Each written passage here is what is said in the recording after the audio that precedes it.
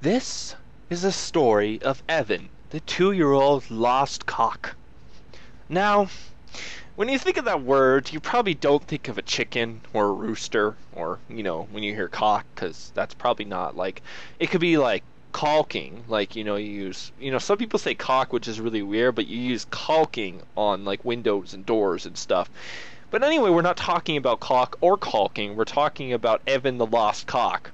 So anyway, Evan has spent his whole life trying to get into the cock fighting rings. And I don't mean where like a bunch of guys come and some strange stuff happens. I mean where a bunch of guys come and they they not literally, like they come and see the cocks fight.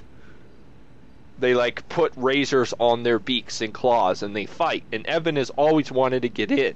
But when he comes, the chickens and roosters and turkeys and ducks and everyone, they call him a cock, and he's like, but I am a cock. And they're like, no, you're a cock. And he's like, but I'm not a cock, but I am a cock. And then they sit there and argue, and then they razor each other to death.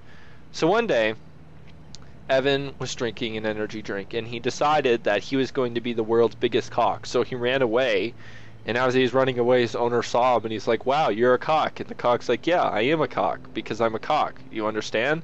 And the guy's like, yeah, you're a cock. So as he's running away, he's drinking an energy drink, and then he had down a couple Mountain Dews. He went to go stare at pictures of Neil Patrick Harris, listened to Green Day, running down the road. He was listening to American Idiot, thinking about how much of a cock he was to the guy that was a cock, but he was a cock as well. And the only one who wasn't a cock in that whole equation was Neil Patrick Harris.